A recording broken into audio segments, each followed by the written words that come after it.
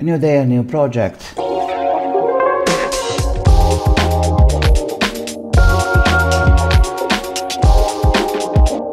You see, what I want to do today, it's a very simple power supply, a linear power supply. How can I say? Why linear?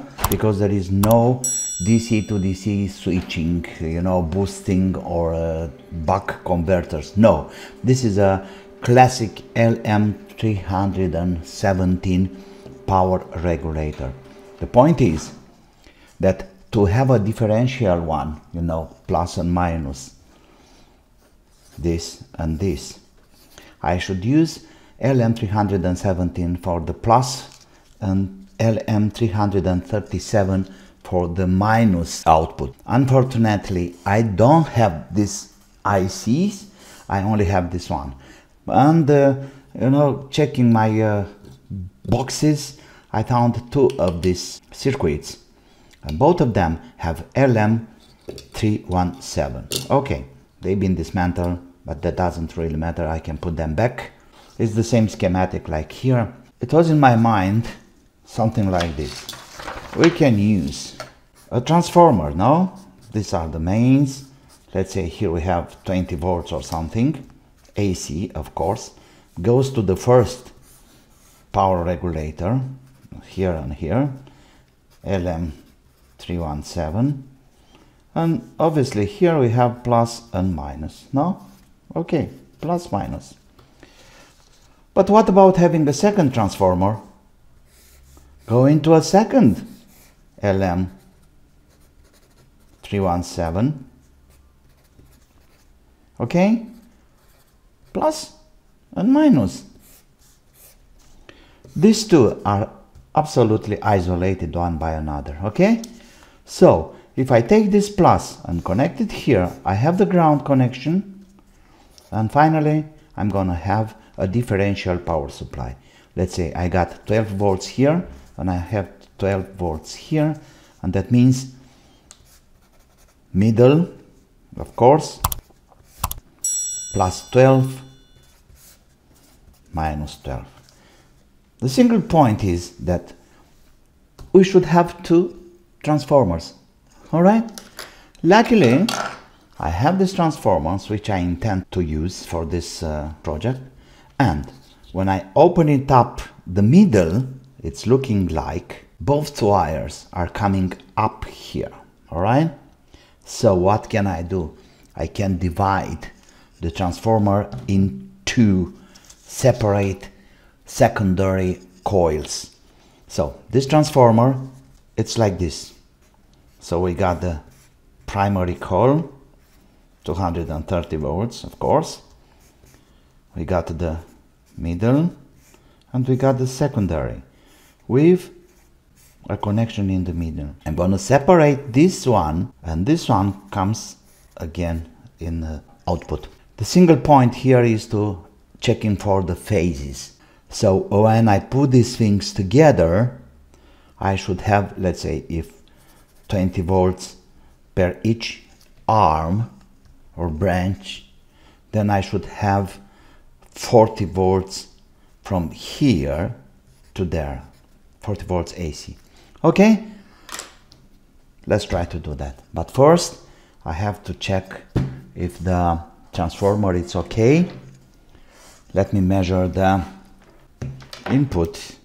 Why I'm trying to do this project? Because I want to have this power supply as quiet as possible. You know, when you're dealing with audio preamps and all kind of equalizers and tone correction and stuff like this, I found that all the switching supplies are prone to artifacts and all kind of noises and interferences and stuff like this. So I just want it as quiet as possible. Once again, let's measure this guy. 99. Okay, I'm gonna put this down. Of course, it will be a proper connector. I was a little bit skeptic about the low ohmage or relatively low resistance, like 100 ohms, but it's looking like everything is fine here. So now let's check for voltages here. The secondary. Okay, there you go. 16 and 16. This is so perfect. And if we put together, we should have 32 or something. 32.8. Half of the job it's done. Now I have to open this up and to try to separate the coils, the secondary coils. Okay, I got to be gentle, because if I'm losing the wire, then it's a mess. I got no more chance to get it back. Yes, when it's done, you know something, I can use this. So I just let it there and let me have this connected to another piece, just like that. Beautiful. So now I'm having two separate coils like that, and let me check for the voltages again. So we got a 16 and the other one is 16, totally separated one by another, and that makes the things very easy to be done. Okay, both circuits now are refurbished, thermal paste, everything is back in place. All I have to do now is to start having the connections done. I'll use a few centimeters of cable for the power in. Almost ready to have a first test. We need to put the potentiometers on. Okay, so this is a 20 kilo ohms potentiometer. Of course, this is for testing. I think that's the ground. Okay, let's go. And there we go. To be sure about if it's working or not, let me try one of these guys. Input minus. Like I said before, I will have no kind of electronic devices, you know, power supply, switching power supply, or even voltmeters. Everything will be analog with this guy. I'm gonna use some old voltmeter for having the voltage and the power signal. Okay, so this is the input connected to the transformer secondary, right? I'm using that battery charging assistant or monitoring circuit just for testing purposes. Like I said, it will be no electronic buck or boost converters involved in this project. That one is just for checking the functionality. Everything is fine. Now I have both circuits, you know, both regulators running in the same time, you know, they are connected together. It's looking like I have a potentiometer problem there. The voltages are not exactly equal, and that's a matter of potentiometer. I will change that, and let's go to the next step, case and all the voltmeters and panels and so on. Look what I found for my power supply. So this will be the voltmeters for each channel. These are voltmeters, in fact, for a tape recorder or something. And if I put this on ohms and I apply a little bit of current or voltage, so everything here will be as classic as possible. Really nice touch. The old way, I may say, but that means everything will be as quiet as possible. And here I have a brand new 5 kilo ohms potentiometer, and this should solve the voltage difference in between these two guys. Okay, let me put it on. 126, you see it's growing nice, and we have 19 at the end. It's a logarithmic. At least I have a really nice range here. 2, 5, 1194, 1, 1193, the second one. This is so perfect. Let me have a case. That's the front panel for voltmeters, and slowly I'm building up all this case.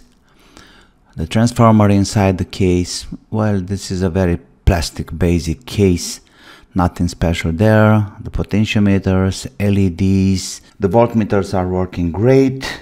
All these things are in place. LED is working.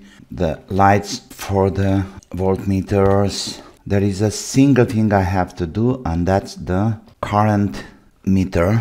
And because this is a differential power supply, I have an idea, and I'm going to use one of these coils. You know, this is a sensor at the input of the transformer. Power on, everything's fine here.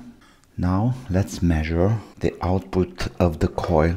0088. Okay, not so great. And do a trick.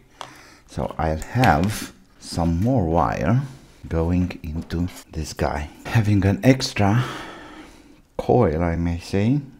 Okay, so that's the coil here. Let's see if we have any improvement. And power on. Now let's see for the voltages here. Wow, and we got 9 volts. Woo, that's not bad. Nice, 9 volts. So if we apply this to the meter, let's see what's happening. Of course we need a diode. Okay, so that's the final result. We have a working power supply.